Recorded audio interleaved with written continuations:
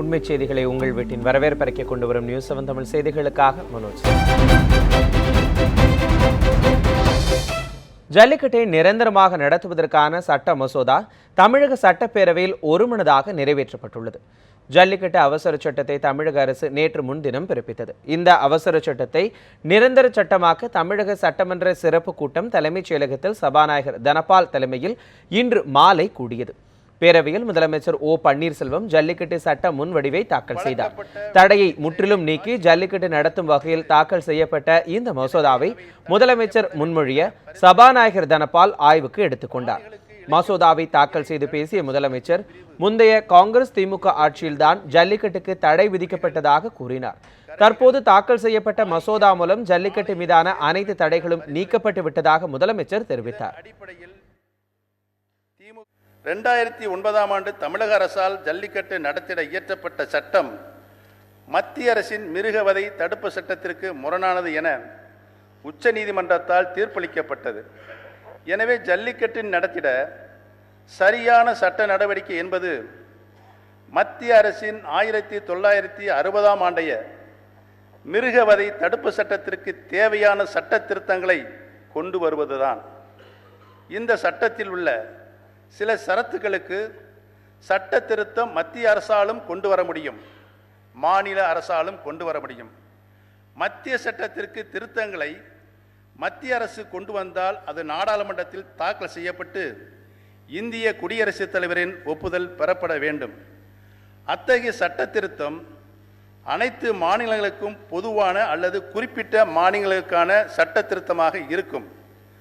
மாநிலங்கள் தங்கள் தேவைக்கு ஏற்ப மத்திய அரசின் சட்ட சரத்துகளுக்கு மாறுபாடான சட்ட திருத்தங்களை கொண்டு வரவும் இந்திய அரசியலமைப்பு சட்டத்தில் வழிவகை செய்கிறது. ஆனால் மத்திய சட்டத்திற்கு மாநில அளவில் சட்ட திருத்தம் கொண்டு வரப்படும் போது இந்திய குடியரசுத் தலைவரின் ஒப்புதல் பெறப்பட வேண்டும். தற்போது அவசர சட்டம் வாயிலாக 1960ஆம் ஆண்டைய மிருகவதை தடுப்பு சட்டத்திற்கு சட்ட திருத்தங்கள் கொண்டு வரப்பட்டுள்ளன.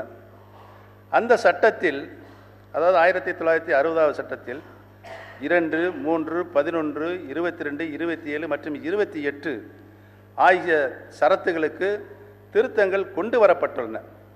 அவசர சட்டத்திற்கு மாற்றாக சட்டமன்ற ஒப்புதலுடன் இந்த தமிழ்நாடு திருத்தங்கள் உடனடியாக கொண்டு வரப்பட வேண்டும் என்ற கருத்தின் அடிப்படையில் தான் இன்றே இந்த சட்ட முடிவு அறிமுகப்படுத்தப்பட்டுள்ளது என்பதை இங்கு தெளிவாக தெரிவித்துக் கொள்ள கடமைப்பட்டிருக்கிறது.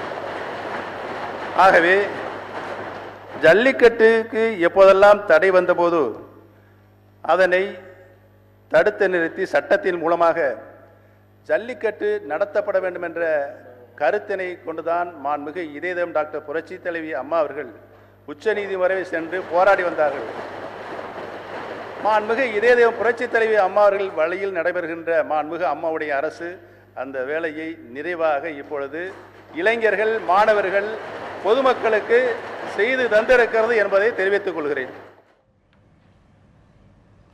தமிழக சட்டப்பேரவையில் தாக்கல் செய்யப்பட்ட ஜல்லிக்கட்டு மசோதாவுக்கு திமுக, காங்கிரஸ் உள்ளிட்ட அனைத்து எதிர்க்கட்சிகளும் வரவேற்பு தெரிவித்தன. மசோதா மீதான விவாதத்துக்கு பிறகு தமிழக சட்டமன்றத்தில் ஜல்லிக்கட்டு மசோதா ஒருமனதாக நிறைவேற்றப்பட்டது. பேரவையின் இன்றைய நிகழ்ச்சிகள் இத்துடன் முடிவுற்றன. தமிழக சட்டப்பேரவையில் ஜல்லிக்கட்டு தொடர்பான வரலாற்று சிறப்புமிக்க மசோதா நிறைவேற்றப்பட்டுள்ளதற்கு அரசியல் கட்சி தலைவர்கள் வரவேற்பு தெரிவித்துள்ளனர். அறவழியில் போராட்டம் நடைபெற்றது போலவே அறவழியில் இளைஞர்கள் கலைந்து செல்ல வேண்டும் என்றும் அவர்கள் வேண்டுகோள் விடுத்துள்ளனர். சட்டம் நிறைவேற்றப்பட்டிருக்கிறது.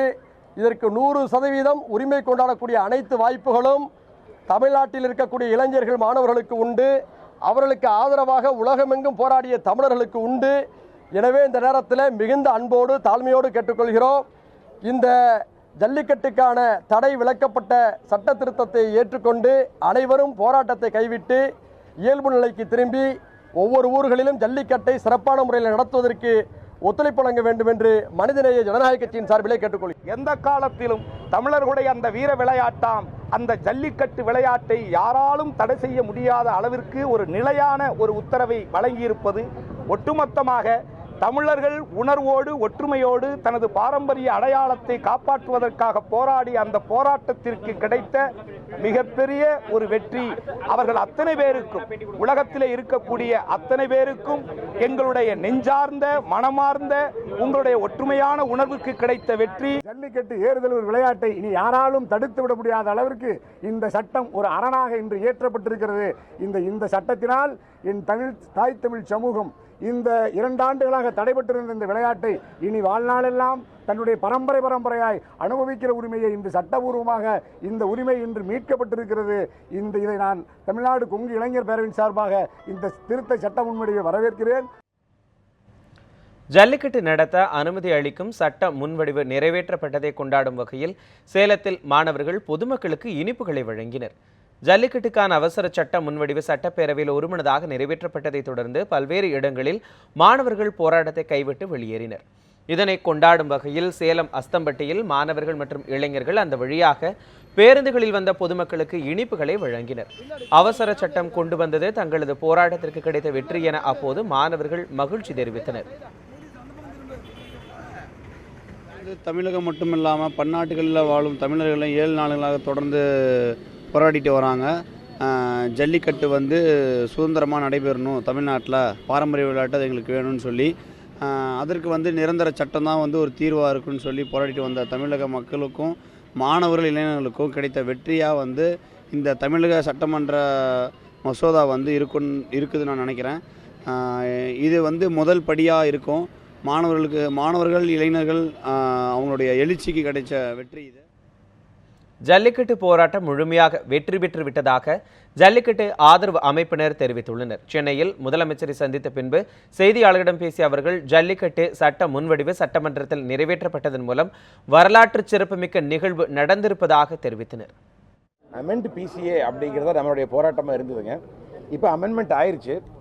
இனிமேல் போராட்டம் பண்ணக்கூடியவர்கள் தயவு கூர்ந்து போராட்டத்தை நிறுத்திவிட்டு, இது முழுக்க மாணவர்களுடைய வெற்றி, போராட்டக்காரர்களுடைய வெற்றி. இந்த வெற்றி அவங்களோட வெற்றி தான். நாங்கள் எத்தனை வருஷமா போராடினோம். இது முழுக்க அவங்களுடைய வெற்றி. அவங்களுக்கு சமர்ப்பிக்கிறோம்.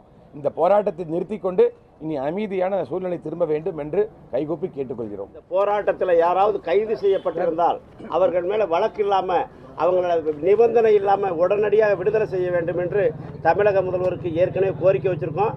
இப்பவும் நாங்கள் அதை மீண்டும் தமிழக அரசுக்கு வலியுறுத்துகின்றோம். மாணவர்களாகட்டும் பொதுமக்களாகட்டும் யாரொருவர் இந்த ஜல்லிக்கட்டு போராட்டத்தில் கைது செய்யப்பட்டிருக்கிறார்களோ அவர்களை தண்டனை எதுவும் கொடுக்கப்படாமல் அவர்கள் நிபந்தனையற்ற வெளியிலே விட வேண்டும் என்று நாங்கள் இதன் மூலமாகவும் திரும்பவும் கோரிக்கை வைக்கின்றோம்.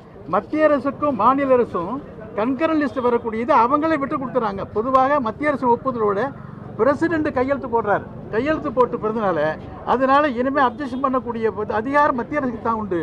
இந்த அவசர சட்டம் சட்டமாக்கப்பட்டு விட்டது.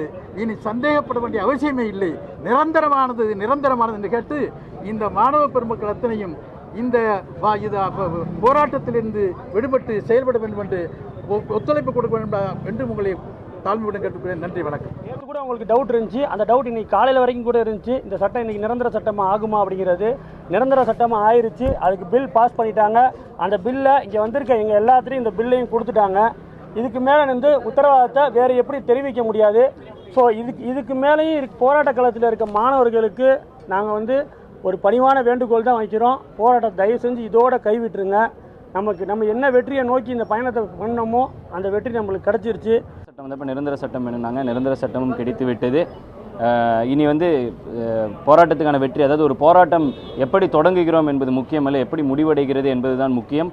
மாணவர்கள் வெற்றி பெற்று விட்டார்கள் என்பதை அவர்கள் பரிபூர்ணமாக உணர்ந்து தயவு செய்து நீங்கள் ஜெயிச்சிட்டீங்க, அதனால் எந்த ஒரு சந்தேகமும் வேணாம், நீங்கள் தாராளமாக வீட்டுக்கு போகலாம். அதுபோக இந்த வெற்றி என்பது மாணவர்களுக்கு கிடைத்த வெற்றி. இதை யாரும் சொந்தம் கொண்டாட முடியாது. ஜல்லிக்கட்டு மசோதா தமிழக சட்டப்பேரவையில் ஒருமனதாக நிறைவேற்றப்பட்டதை அடுத்து போராட்டத்தை வாபஸ் பெறுவதாக திரைப்பட இயக்குனர் கௌதமன் தெரிவித்திருக்கிறார். சட்டமன்ற வளாகத்தில் செய்தியாளர்களை சந்தித்த கௌதமன் ஜல்லிக்கட்டுக்காக மாணவர்கள் நடத்திய போராட்டம் முழு வெற்றி பெற்றிருப்பதாக தெரிவித்திருக்கிறார். இந்த போராட்டம் எங்களுடைய தமிழக இளைஞர்கள் மாணவர்களுக்கு கிடைச்ச மிகப்பெரிய வெற்றியாக கருதுகிற இன்னைக்கு ஏற்றப்பட்ட சட்டத்தை. அதனால இப்போதைக்கு நாம இதுவரைக்கும் இன்னைக்கு போராடின லட்சக்கணக்கான கோடிக்கணக்கான இளைஞர்களுடைய குரல் வலை உடைஞ்சிருக்கு. ஆக இதை மகிழ்ச்சியாக இன்னைக்கு ஏறுதழுதல் விளையாட்டை நாளையிலிருந்து நம்ம கொண்டாடுவோம். இந்த போராட்டத்தை இன்றோடு இந்த நிமிடத்தோடு நாங்கள் நிறுத்திக் கொள்கிறோம் மாணவர்களுடைய அனுமதியோட. சென்னையில் பல்வேறு இடங்களில் போக்குவரத்து முற்றிலும் பாதிக்கப்பட்டுள்ளது. இதனால் பொதுமக்கள் கடுமையாக பாதிக்கப்பட்டனர். ஜல்லிக்கட்டு தொடர்பாக இன்று சென்னை நகரின் பல்வேறு இடங்களில் மாணவர்கள் நடத்திய சாலை மறியல் போராட்டம் காரணமாக நகரின் பல்வேறு இடங்களில் போக்குவரத்து முற்றிலுமாக முடங்கியது. பொதுமக்கள் மற்றும் பள்ளி மாணவர்கள் வீடுகளுக்கு செல்ல முடியாமல் அவதியடைந்தனர். பலர் போக்குவரத்து நெரிசலில் சிக்கி பல மணி நேரமாக ஒரே இடத்தில் நிற்கும் நிலையும் ஏற்பட்டது. மாலை வரை இதே நிலை நீடித்ததால் பணி முடிந்த ஊழியர்கள் நடந்தே பல கிலோமீட்டர் சென்றனர். இதனால் சாலைகளில் ஏராளமானோர் சாறை சாறையாக நடந்து சென்றனர். பேருந்து சேவை முற்றிலும் நிறுத்தப்பட்டதால் எழும்பூர் மற்றும் சென்ட்ரல் ரயில் நிலையத்தை நோக்கி அவர்கள் சென்றனர். வேளச்சேரியில 11 மணிக்கு வந்தோம். அங்கே ட்ரெயின் இல்லை. அங்கேருந்து நாங்கள் நடந்து வந்தோம். ஒரு ஸ்டேஷன்லையும் போலீஸ்காரங்க இருக்காங்க. அவங்க அங்கங்கே இப்படி வரக்கூடாது சொல்லியிருக்காங்க. நாங்கள் அங்கேருந்து இதுவரையும் நடந்து தான் வந்துட்டுருக்கோம். நாங்கள் சென்ட்ரல் பாலிடெக்னிக் காலேஜ்லேருந்து படிக்கிறோம், தரமணி. அங்கேருந்து இப்போ பஸ் இல்லாமல் நடந்து வரோம். 2 மணிக்கு காலேஜ் விட்டாங்க. இன்னுமே நாங்கள் இப்போ தான் இன்னும் சென்டர் கூட நாங்கள் இன்னும் வீட்டுக்கு போகல. ரொம்ப கஷ்டமாக இருக்குது இப்போது. சென்னை நுங்கம்பாக்கத்தில் சாலையில் நிறுத்தி வைக்கப்பட்டிருந்த 3 அரசு பேருந்துகள் மீது அடையாளம் தெரியாத நபர்கள் கல் வீசியதில் கண்ணாடிகள் உடைந்தன. ஜல்லிக்கட்டு போராட்டம் காரணமாக அசம்பாவிதங்கள் ஏதும் நிகழாமல் இருக்க முன்னெச்சரிக்கை நடவடிக்கையாக சென்னையின் பல்வேறு இடங்களில் அரசு பேருந்துகள் நிறுத்தி வைக்கப்பட்டிருந்தன. இந்நிலையில் நுங்கம்பாக்கம் கோடம்பாக்கம் நெடுஞ்சாலையில் பாம்குரோ ஓட்டல் அருகே நிறுத்தி வைக்கப்பட்டிருந்த 3 அரசு பேருந்துகள் மீது அடையாளம் தெரியாத நபர்கள் கற்களை வீசிவிட்டு அங்கிருந்து தப்பிச் சென்றனர். இதில் அரசு பேருந்தின் கண்ணாடிகள் உடைந்தன. இதுகுறித்து போலீசார் விசாரணை மேற்கொண்டு வருகின்றனர். ஆள் யாரும் தெரியாதுங்க. திடீர்னு வந்து கல் சவுண்டு கேட்டு கண்ணாடி உடஞ்சிது. வந்து வெளியே பார்க்குறோம், அவ்வளோதான் எங்களுக்கு தெரிஞ்சுது. அதெல்லாம் எதுவும் தெரியல. இப்போதான் கொஞ்ச நேரம். நாங்கள் 11:30 மணியில் இருக்கிறோங்க. இங்கே காலேருந்து இல்லை, இப்போதான் உடஞ்சிது. கல் தான் உள்ளே வந்து இல்லை, பார்க்கல நாங்கள். தொடர்ந்து புதிய செய்திகளை புதிய கோணங்களில் காண நியூஸ் 7 தமிழ் தொலைக்காட்சியோடு இணைந்திருங்கள்.